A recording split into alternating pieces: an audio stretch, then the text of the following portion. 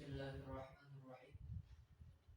Ila hadratin Nabi Muhammad sallallahu alaihi wasallam wa ala alihi wa azwajihi wa dhurriyyatihi wa ahli baitihi. Thumma ila Muhammad wa Ahmad bin Isa wa sayyidina Ustadh al-Azam al-Faqih al-Mujaddid Muhammad bin Ali Ba'alawi wa sayyidina Qutbi Rabbani Syekh Abdul Qadir al-Jilani wa summa ila Sayyidil Walid al-Habib Sagaf bin Muhammad bin Idrus bin Muhammad bin Idrus bin Hussein bin Umar bin Ubaidillah bin Syekh bin Akhil bin Abu Numayn wa usulihim wa furu'ihim wa summa ila musannif hadzal kitab Syekh Umar Abdul Jabbar wa usulihim wa furu'ihim dhawi al-huquqi alaihim ajma'in anna Allah yaghfir lahum wa yarhamhum wa ya'li darajatihim fil jannah wa yanfa'una bi asrarihim wa anwarihim wa ulumihim wa nafa'atihim fid din wad dunya wal akhirah. Al-Fatihah. A'udzu billahi minasy syaithanir rajim. Bismillahirrahmanirrahim. Alhamdulillahi rabbil alamin arrahmanir rahim maliki yaumiddin. Iyyaka na'budu wa iyyaka nasta'in ihdinas siratal mustaqim siratal ladzina an'amta 'alaihim ghairil maghdubi 'alaihim waladdallin. Amin. Bismillahirrahmanirrahim. Nawaitu ta'allum wa ta'lim wa naf'al intifal fa'al istifadah wa tadhakkur wa tazkir wa hasala tamassuk bi kitabillah wa sunnati rasulih wa du'a ila al-huda wa dalalah ila al-khair ittiba'i wa billah ridha wa qurbi wa thawabi. Allahumma ya man yurid al-umur kulluha bi yadi wa ilayhi yurja al-umur kulluh ya fattah ya alim iftah lana fathan qariba ya fattah ya alim ya fattah ya alim ya fattah ya alim. Allahumma anjina bi'ilmi wa zayyina bi'ilmi wa akrimna bitaqwa wa jamilna bil'afiyah. Allahumma arzuqna fahman nabiyyin wa hifdhal mursalin wa ilhamal malaikatil muqarrabin bi rahmatika ya arhamar rahimin. Rabbi zidni 'ilma wa wasi' fi rizqi wa barik li fima razaqtani waj'alni mahbuban fi qulubi ibadik wa 'azizan fi 'uyunihim waj'alni wajihan fid dunya wal akhirah wa minal muqarrabin ya kathiran nawali hasanat fi 'ali qaiman bila zawali yaqudiyan bila misal. Falakal hamdu wa lakal minna wa lakal syaraf 'ala kulli hal ya awwal al-awwalin wa ya akhir al-akhirin wa ya dzal quwwatil matin wa ya rahiman masakin wa ya arhamar rahimin. Wa sallallahu ala sayyidina Muhammad wa ala alihi washabbihi wasallam walhamdulillahi rabbil alamin. Bismillahirrahmanirrahim. Alhamdulillahilladzi hadana bihadza wa ma kunna linahtadiya laula an hadana Allah.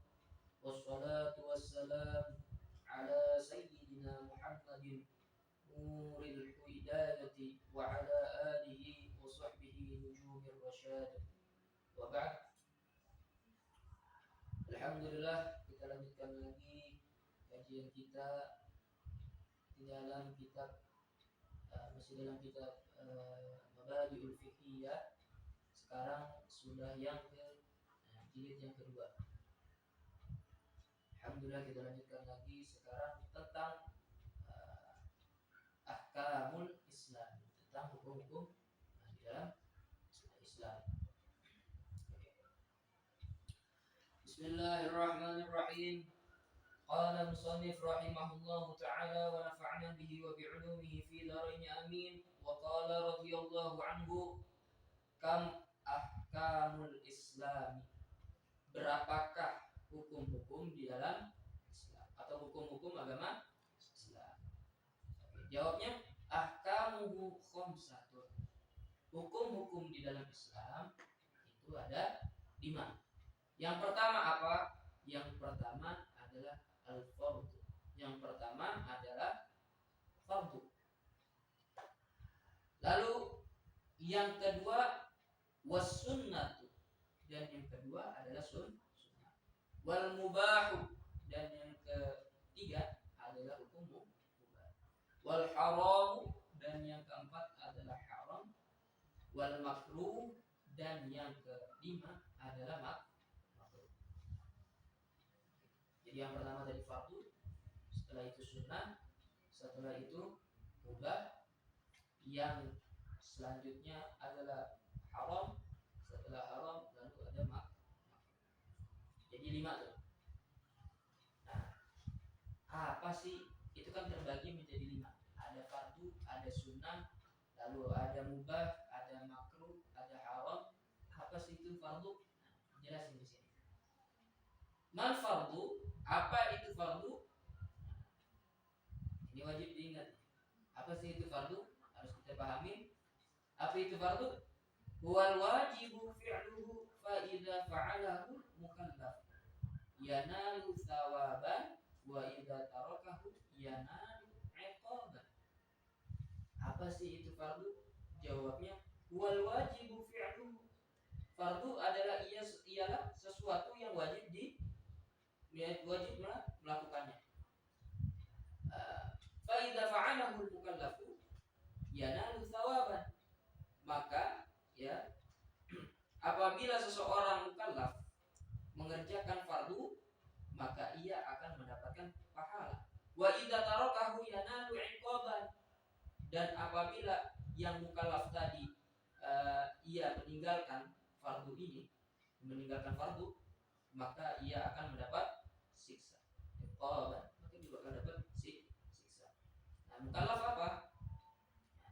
Mukallaf itu ialah orang yang sudah balik dan juga berakal sehat, bukan orang yang gila. Coba, anak kecil dan dia berakal sehat, itu dikatakan mukallaf bukan? Ya, bukan. Kenapa?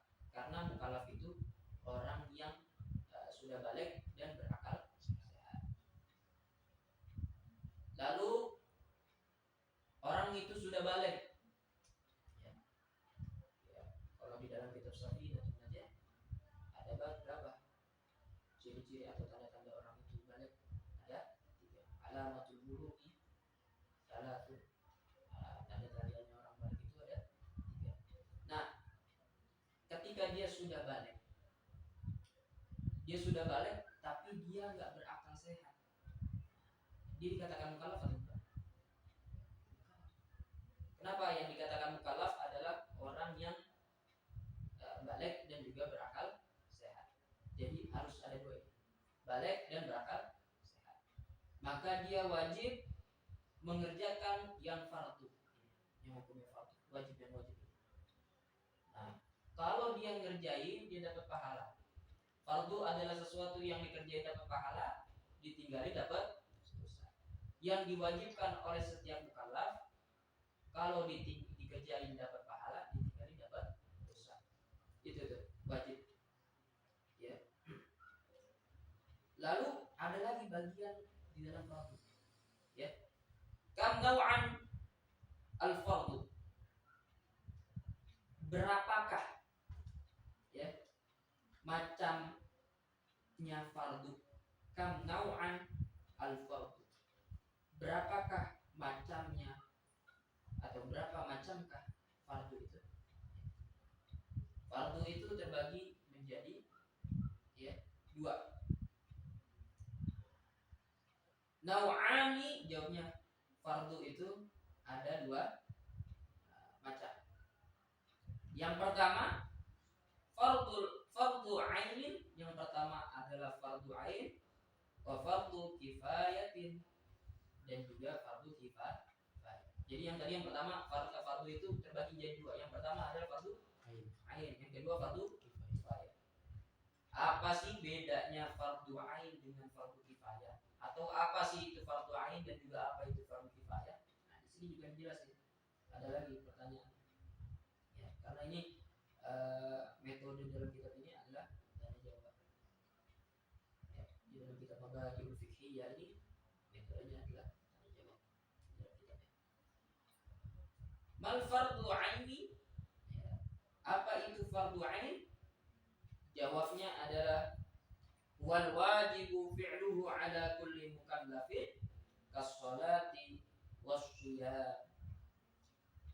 Fardu ain yaitu sesuatu yang wajib melakukannya atas setiap orang mukallaf. Setiap orang mukallaf berarti semua yang mukallaf wajib mengerjakan fardu ain tersebut.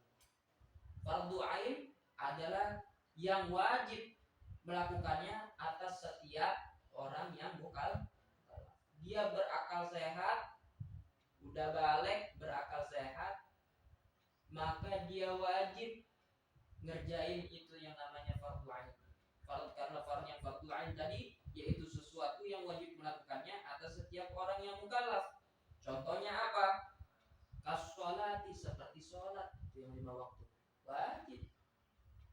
maka setiap mukallaf yang ninggalin sholat ya dia dosa dan juga wajib diqodha.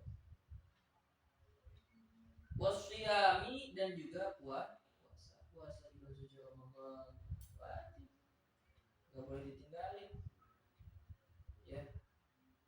Itu orang yang mukallaf dia balik dia akal sehat wajib ngerjain yang namanya fardhu ain seperti sholat dan juga puasa, jangan ditinggalin, itu fardhu ain ya, wajib atas setiap mukallaf perorangan ya, semuanya wajib.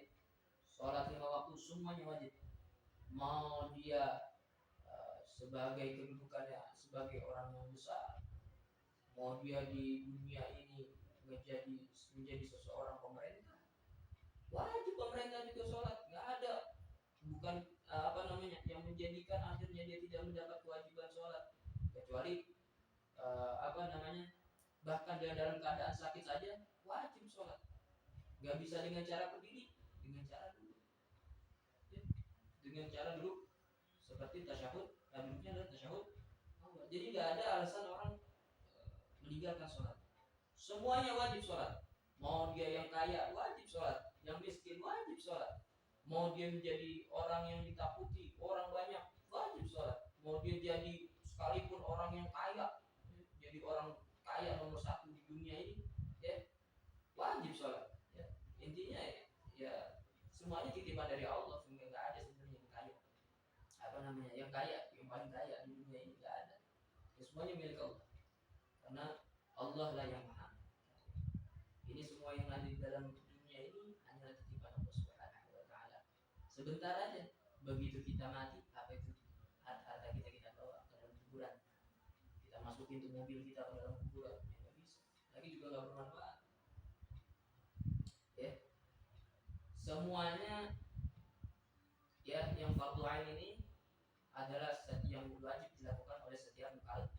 Contohnya seperti sholat ya, jangan karena aktivitas kita yang sibuk, karena dengan aktivitas yang banyak akhirnya meninggalkan sholat, cari uang akhirnya ninggalin sholat, akhirnya di dunianya sengsara, di akhirat juga sengsara gara-gara ninggalin sholat. Sholat ini wajib ya. Mau dia siapapun dia wajib sholat. Ini diwajibkan atas setiap mukallaf. Oke, tadi pertama fardhu apa? Fardhu ain. Yang kedua fardhu kifayah. Fardhu ain tadi yang wajib dilakukan oleh setiap, wajib dilakukan atau wajib dikerjakan oleh setiap mukallaf. Lalu ada yang namanya fardhu kifayah. Apa sih fardhu kifayah? Wal wajibu fi'luhu ala jami'il mukallafina wa idza fa'alahu wahidun minhum saqata 'anil baqi kas-salatil janazah al-janazati. Apa sih fardhu kifayah? Fardhu kifayah adalah wal wajibu fi'luhu 'ala jami'il mukallafin. Oke. Adalah fardhu kifayah, wal wajibu adalah yang wajib fi'luhu dikerjakan oleh mukallaf, oleh semua mukallaf. Ala jami'il mukallafin, atas semua mukallaf wajib dilakukan oleh setiap mukallaf. Ini fardhu kifayah ini. Wa idza fa'alahu, dan apabila mengerjakannya, wahidun minhum ya melakukannya seseorang, maka jikalau seseorang dari mereka sudah melakukannya ya, saqata 'anil baqina kasolatil janazati ya, maka kalau udah ada seseorang minhum dari mereka yang mengerjakan daripada fardhu kifayah ini, maka saqata 'anil baqi, maka gugurlah kewajiban itu atas orang-orang mukallaf lainnya. Seperti apa? Menyembayangi sholat Fardu kifayah apa? Yaitu sesuatu yang wajib melakukannya atas semua orang mukallaf, dan jikalau ya wa idza fa'alahu minhu wahidun minhum wa idza fa'alahu, dan jika mengerjakannya ya orang yang mukallaf itu wahidun minhum, seseorang daripada mereka, saqata 'anil baqin, maka gugurlah kewajiban atas orang-orang mukallaf lainnya, kasolati janazah, kasolatil janazah, seperti sholat jenazah. Fardu kifayah jadi semuanya, semua adalah sesuatu yang diwajibkan oleh semua mukallaf. Dan jika, tapi kalau mukallaf ini, jika kalau udah ada seseorang dari mereka yang ngerjain, maka gugurlah kewajiban mukallaf lainnya. Oke. Seperti sholat jenazah di satu kampung. Oke. Di satu kampung ada yang meninggal dunia. Apabila itu mayit sudah disolatin oleh salah seorang dari kampung tersebut, walaupun yang nyolatinnya misalnya cuma ada berlima orang doang, nyolatin cuma 5. Kalau yang 5 tadi udah nyolatin, maka gugurlah kewajiban mukallaf lainnya yang ada di kampung tersebut. Ya. Jadi bedanya fardu ain sama fardu kifayah apa? Kalau fardu ain yang diwajibin atas setiap mukallaf, ya, semua mukallaf wajib melakuinya. Maka kalau nggak melakuinya tuh orang tersebut, jadi mukallaf adalah kewajiban fardu ain adalah kewajiban yang diwajibkan secara perorangan. Setiap mukallaf, ya, dia berakal sehat, dia balik, maka dia wajib ngerjain yang fardu ain tersebut, seperti sholat 5 waktu. Itu yang secara perorangan. Ya, tapi perorangannya tersebut yang mukallaf. Tapi kalau fardu ain, tapi kalau fardu kifayah adalah yang diwajibkan atas setiap mukallaf. Akan tetapi kalau sudah ada salah seorang dari mereka yang mengerjakan fardu kifayah tersebut, telah mengerjakannya, maka gugurlah mukallaf lainnya untuk melakukan fardu kifayah tersebut. Contoh seperti sholat jenazah. Sholat jenazah nyolatinnya hukumnya apa? Fardu kifayah. Maka kalau misalnya nggak disolatin itu mayit, maka semuanya dosa. Gak disolatin satu kampung itu, makanya di dalam satu kampung itu wajib ada satu orang yang paham agama, minimal gitu maksudnya. Harus ada yang paham agama. Satu kampung itu nggak ada yang bisa ngerti cara nyolatin mayit, manggil dari kampung lain. Ya. Satu kampung itu nggak ada yang nyolatin itu mayit, dosa semua satu kampung. Ya. Makanya, ya, apalagi sekarang ya, kalau dikatakan ada yang jahil ma'dzur itu atau jahil yang dimaafkan, sekarang udah nggak ada, karena ulama udah banyak, guru-guru agama banyak. Ya, udah nggak ada yang namanya jahil ma'dzur. Jahil ma'dzur adalah orang, misalnya kalau jahil yang dimaafkan adalah misalnya orang baru masuk Islam, ya, terus dia balik lagi ke kampung halamannya, dia belum, karena dia baru masuk Islam doang, belum sempat belajar Islam, belajar hukum Islam, dia udah balik ke kampung halamannya nggak ada ulama, akhirnya dia nggak bisa belajar, dia nggak tahu itu namanya nanti dihukumi sebagai jahil ma'dzur. Dia nggak ngerti tentang masalah hukum agama. Misalnya lagi dalam keadaan sholat, dia wajib sholat kan, tapi dia nggak ngerti gimana cara sholatnya karena dia udah langsung balik ke kampung halamannya. Nah, ini adalah jahil ma'dzur. Tapi dia wajib bagaimana caranya untuk dia ngepelajarin ilmu agama itu. Misalnya dia balik lagi ke kampung tempat tadi dia masuk Islam.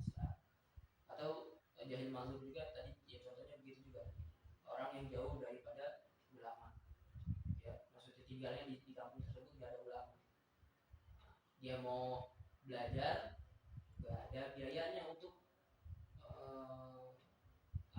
mendatangi ulama tersebut, dia nggak ada biaya komik daripada ulama tersebut. Itu dikategorikan sebagai jahil. Tapi ini kita banyak udah guru agama, ulama, ya, kiai, ustadz banyak, ya, nggak ada yang namanya jahil makzur, ya, yang jahil dimaafin itu nggak ada. Karena kenapa? Karena udah banyak ustadz, kiai banyak yang malas adalah orang-orangnya yang nggak mau belajar. Nah, andai kata tadi di satu kampung tersebut nggak ada yang sholatin itu mayit, maka satu kampung tersebut dosa. Tapi kalau misalnya udah ada perwakilan yang nyolatin, walaupun cuma 2 orang, ya, yang nyolatinnya, maka terutuslah, gugurlah hukum kewajiban bagi mukallaf lah lainnya. Karena tadi sudah diwakili oleh 2 orang tersebut. Jadi begitu ya, bedanya fardu ain, wajib, yang sesuatu yang wajib dilakukan oleh setiap mukallaf, ya, secara perorangan. Tapi kalau fardu kifayah, kalau sudah diwakili oleh seseorang dari mereka, maka gugurlah kewajiban mukallaf lah lainnya. Oke. Lalu tadi yang pertama fardu dibagi jadi fardu ain dan juga fardu kifayah. Yang kedua, hukum yang kedua apa? Sunnah. Mal sunnah, apa itu sunnah? Oke. Sunnah itu apa? Hiyal amru al mustahabbu fi'luhu faman fa'alahu yanalu thawaban wa man tarakahu la yanalu iqaban. Apakah sunnah itu? Sunnah itu adalah perkara yang disenangi melakukannya, maka barang siapa yang melakukannya dia dapat pahala. Dikerjain faman fa'alahu yanalu thawaban. Kalau dikerjain dapat pahala. Wa man tarakahu la yanalu iqaban. Dan barang siapa atau dan orang yang meninggalkannya atau yang mukallaf tadi yang meninggalkannya, la yanalu iqaban, tidak mendapatkan siksa atau tidak mendapatkan dosa. Sunnah dikerjain dapat pahala, ditinggalin tidak dapat dosa. Atau didefinisikan juga oleh ulama, sunnah adalah dikerjakan dapat pahala, kalau ditinggalkan mendapatkan rugi. Kita ini hidup di dunia ini kan gak lama, sebentar. Ya banyak-banyakin kita ini bagaimana cara kita mendapatkan pahala, ya. Perkara-perkara yang sunnah, beriin sunnah, jalanin sunnah, ya, dengan niatan isi waktu-waktu kita yang kosong dengan perkara-perkara yang sunnah. Jangan pernah ninggalin perkara sunnah, ya. Karena perkara sunnah itu pun juga, ya, adalah suatu jalan untuk agar kita semakin dekat dengan Allah Subhanahu wa Ta'ala. Tandanya cinta itu kan pengen dekat terus, sampai kasih. Kalau kita ngaku cinta sama Allah, maka kita harus bagaimana caranya dekat dengan Allah Subhanahu wa Ta'ala. Kerjain perkara-perkara yang sunnah. Lalu setelah sunnah ada apa lagi? Makruh, mubah. Wal mubah. Setelah sunnah ada mubah. Yang keberapa? 3. Mal mubah, apa itu mubah? Jawabnya huwallazi yajuzu lil insani fi'luhu wa tarkuhu fala thawaba fihi wala iqaba. Ya. Mubah itu ialah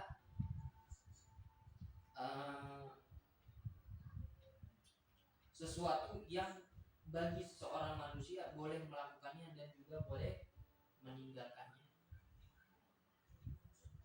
Boleh ngerjain dan juga boleh ninggalin. Fala thawaba fihi wala iqaba.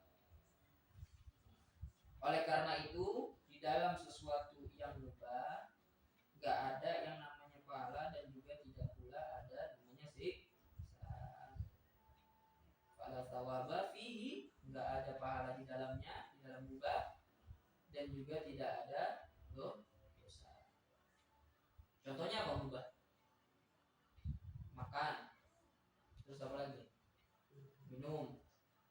judi, olahraga, ya.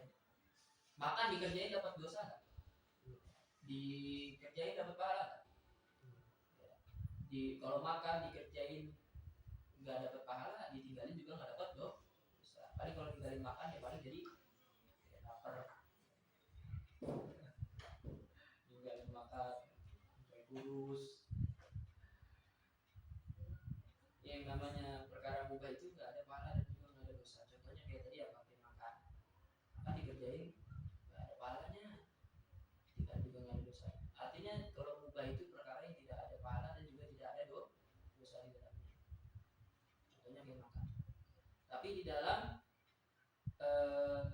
qawaidul fiqhiyah, di dalam kaidah fikih dan qawaidul fiqhiyah, kaidah fikih itu di kaidah yang pertama ada namanya al-umuru bimaqasidha. Segala sesuatu itu tergantung daripada niat. Contoh, makan hukumnya apa? Buat. Tapi kalau diniatin buat perkara ibadah, maka makan itu juga jadi ada pahala. Makan itu juga menjadi tadi ada ibadah. Makan niatin biar saya ketika ibadah saya jadi khusyuk di dalam ibadah, karena gak pikiran makan, gak pikiran lapar, jadi bisa khusyuk di dalam ibadah. Maka makannya jadi juga tadi ibadah. Mandi biar saya jadi muslim yang sehat. Olahraga biar saya jadi muslim yang kuat. Diniatin buat ibadah. Apa-apa niatin buat ibadah. Perkara mubah niatin buat ibadah. Biar jadi ada pahala ibadah.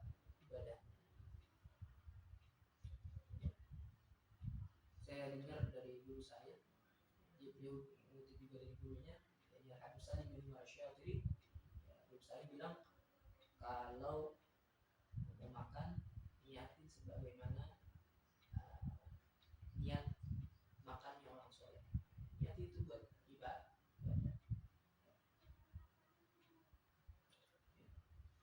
Wa itu mana wasalafun sholihin, saya niat sebagaimana yang diniatkan oleh para salafun saleh.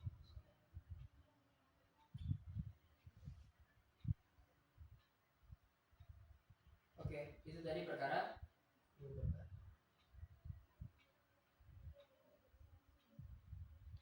Lalu selanjutnya mal haram, apa itu haram?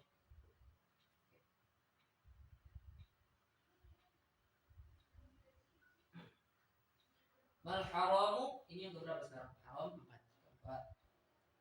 Haram wal wajibu adalah apa namanya? Wal wajibu tarku adalah sesuatu, haram ini adalah sesuatu yang wajib untuk meninggalkannya, yang wajib untuk ditinggalin.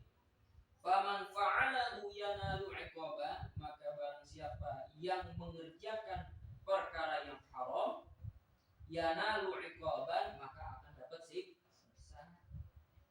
Wa man tarakahu, dan barang siapa yang meninggalkan perkara yang haram, yanalu thawaban, maka bakal dapat pahala. Kasyurbil khamri, contohnya seperti minum khamr. Minum khamr hukumnya haram, dikerjain dapat dosa, ditinggalin dapat.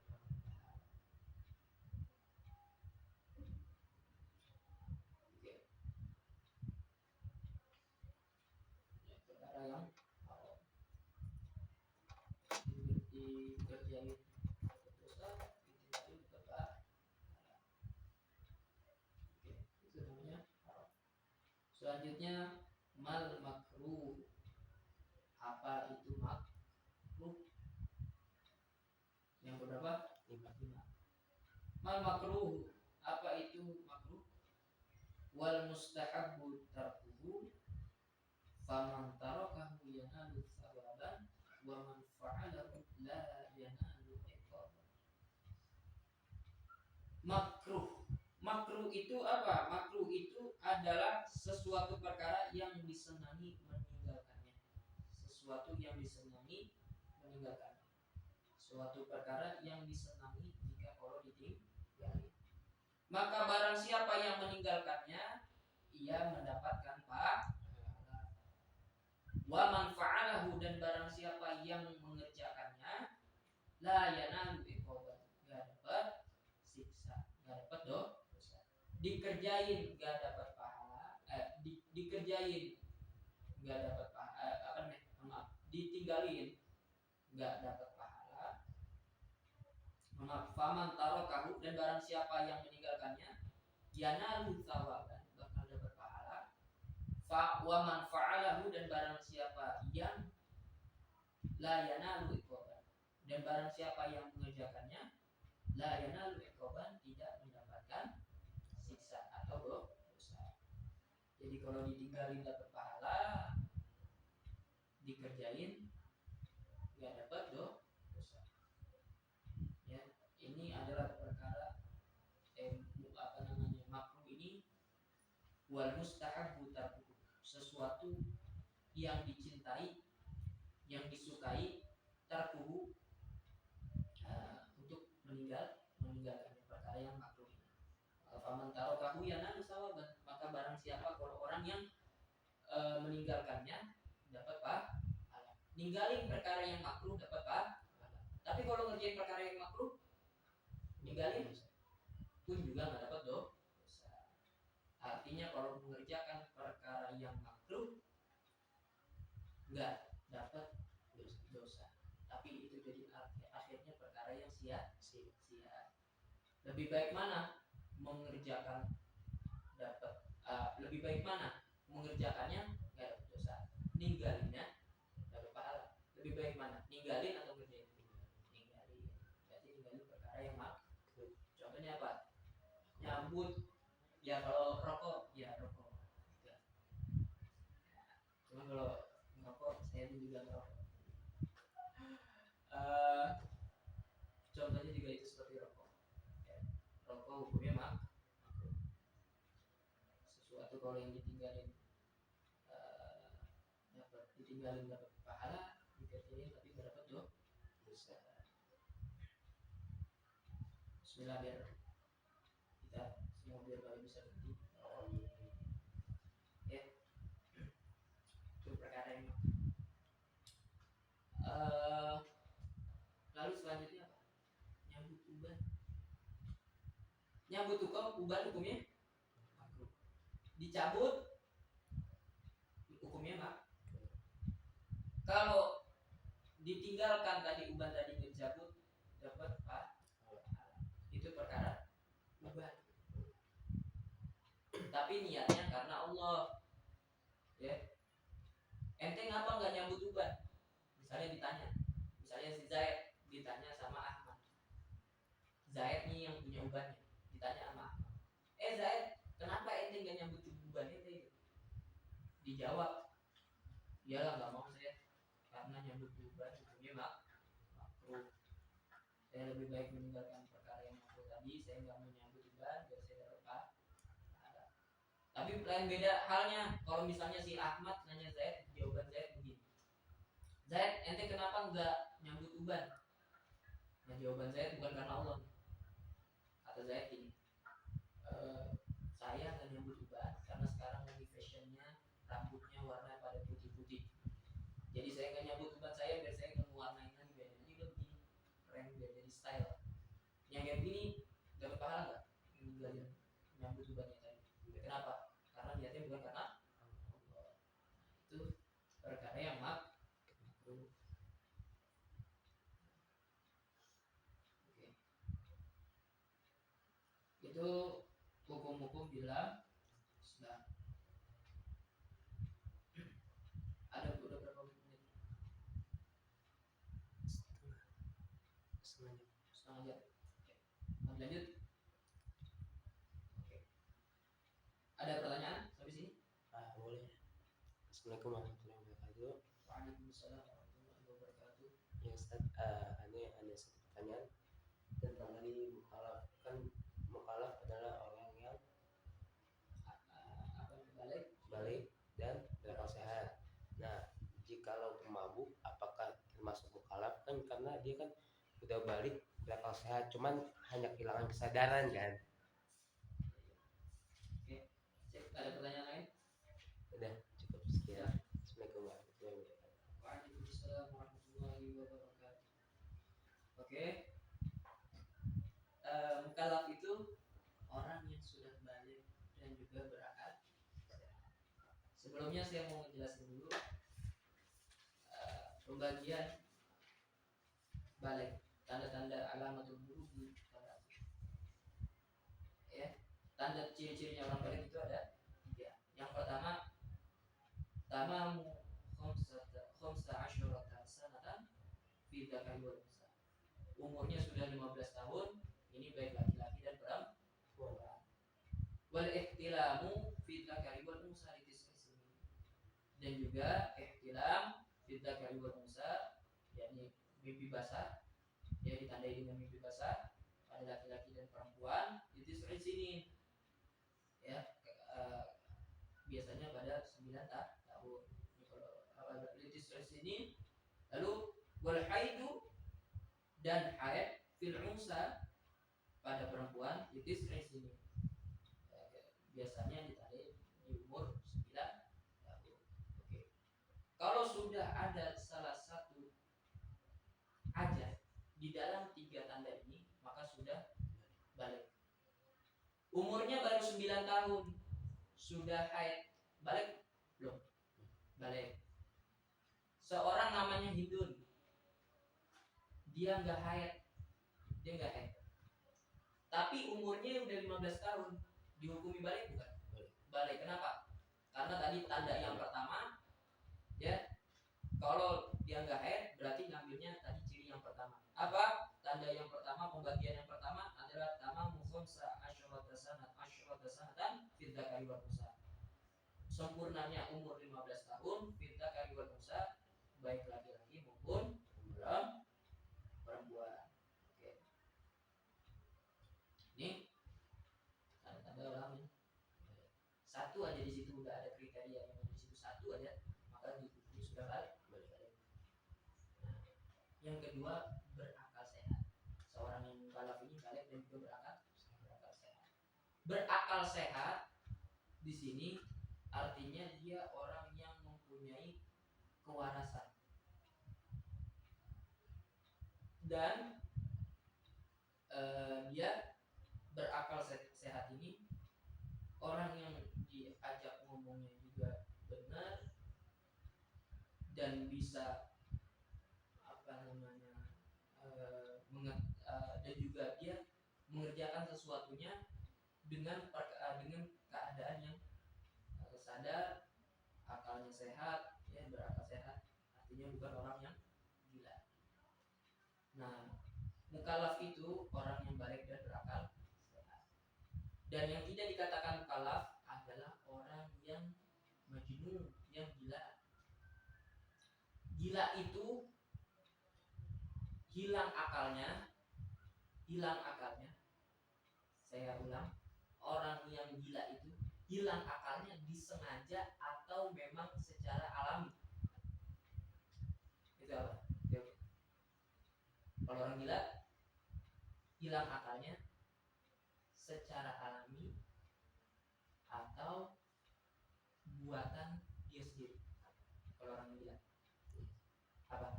Jawabnya alami atau yang buatan dia sendiri? Kalau orang gila alami. Itu orang yang gila. Maka kalau orang yang gila tidak dihukumi, tidak dikatakan sebagai mukallaf. Dia nggak wajib mengerjakan perkara yang wajib. Itu orang yang gila. Orang yang gila itu adalah yang secara alami, bukan perbuatan yang disengaja. Dia nggak sadarnya karena memang misalnya bawaan lahir sudah dalam keadaan gila.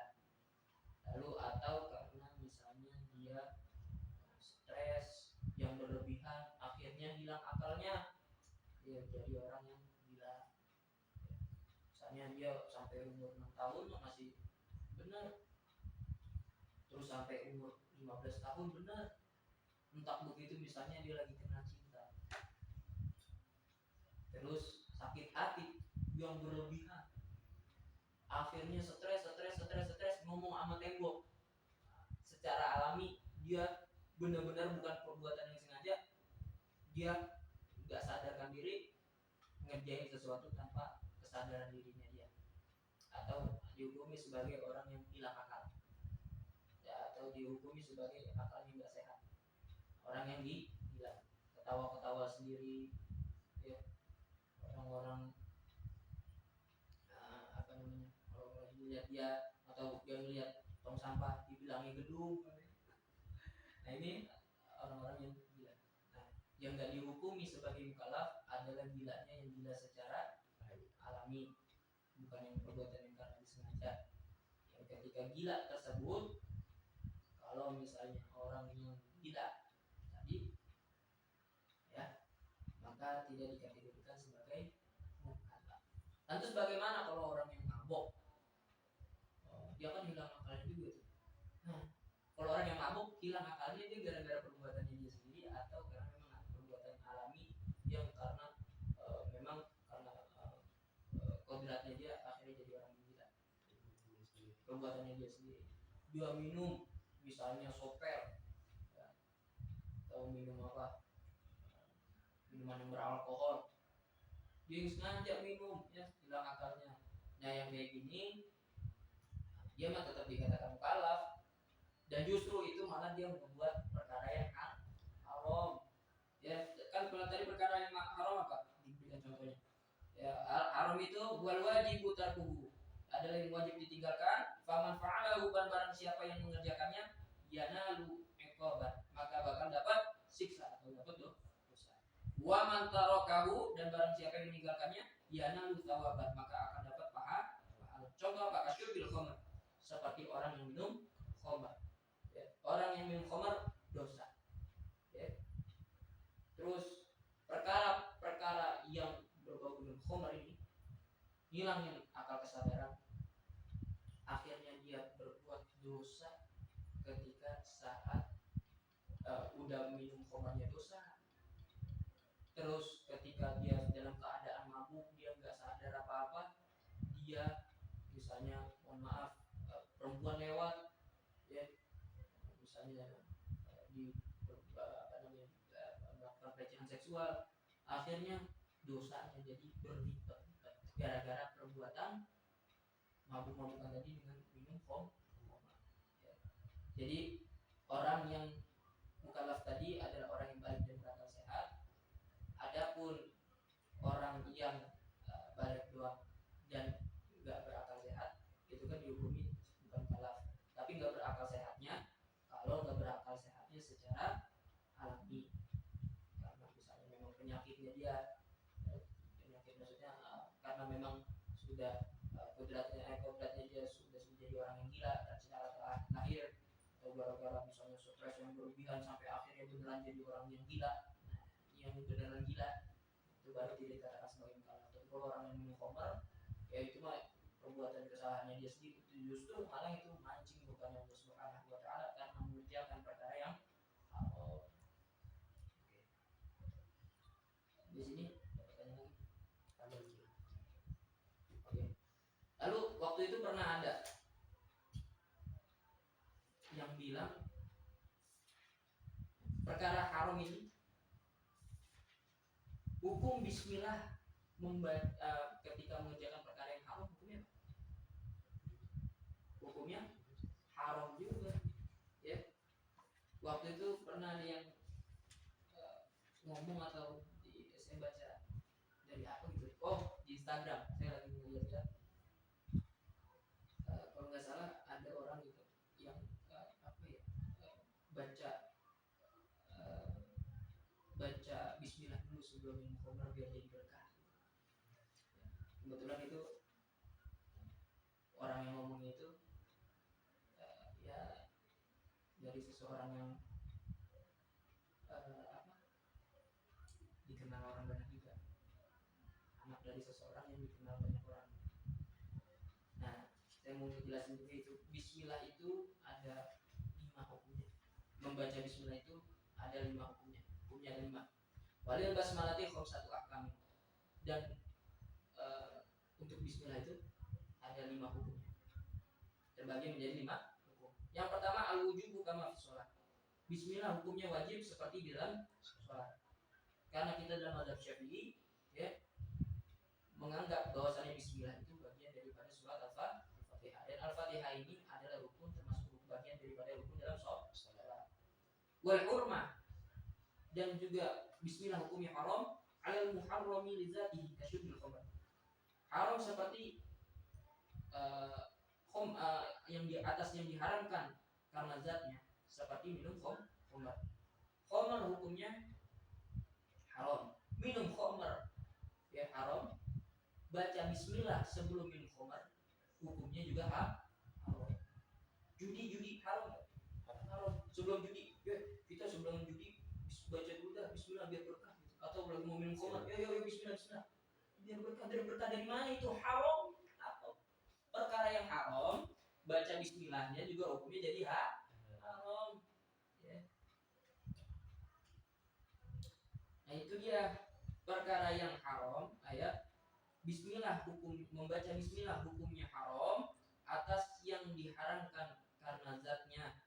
Contoh minum khamr haram, baca bismillah sebelum minum khamr haram. Enggak ada yang namanya jadi akhirnya jadi berkah, ada. Lalu wanadbu ala kulli amrin dzibadin ay hal yahtamu bihi syar'an kal wudu'i wa kata'rifil kutubin nafi'ati kama taqaddam. Ya. Wanadbu dan sunnah atas setiap perkara ya yang disunahkan, yang penting dalam perkara syariat seperti apa, wudu, kata'rifil kutubi, dan menulis kitab ya nafi'ah yang bermanfaat kama taqaddam. Perkara yang sunnahnya hukum baca bismillah dalam perkara itu hukumnya sunnah. Wal karahah, dan makruh ada makruh li dzatihi karena zalimah yaquluna zalim. Makruh hukumnya atas perkara yang dimakruhkan karena hukumnya. Contoh misalkan kayak nyambut uban, hukumnya makruh. Maka membaca bismillah ketika saat menyambut uban, bismillah. Hukumnya makruh baca bismillah. Mau ngerokok hukumnya apa? Sebelum merokok, sebelum nyalain rokoknya, bismillah. Itu hukumnya apa? Baca bismillah. Makruh. Wal ibahah, dan mubah ala mubahatil lati la syarafa fiha kana bimata'in man kana ila akhir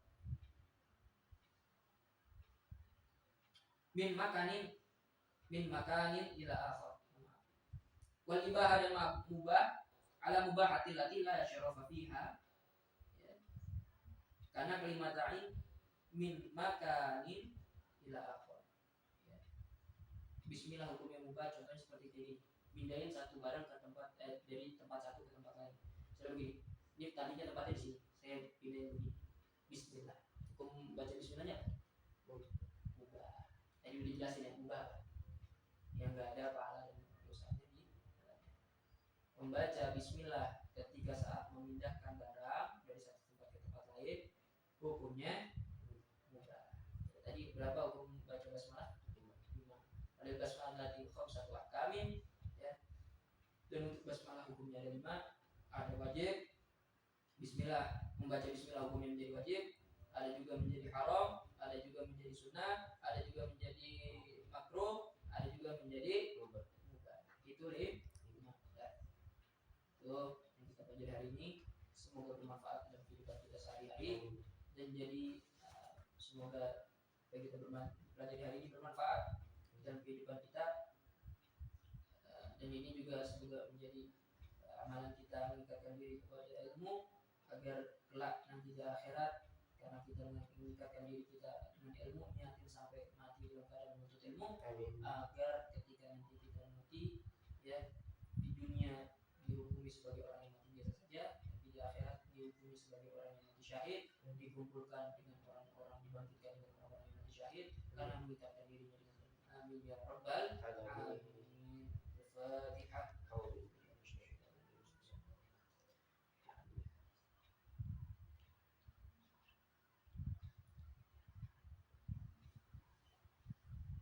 اللهم اغفر لنا واجمعنا مع حبيبك محمد النبي المختار، واجمعنا في الدنيا مع الأسقياء وينقذنا من السيئات. اللهم احفظ والفضل من الشر وسلمنا في الدنيا والآخرة. آمين. اللهم امنحنا الرخاء والبرود بكلامنا آمين. والحنان على قلوبنا والجمال لكرامتنا.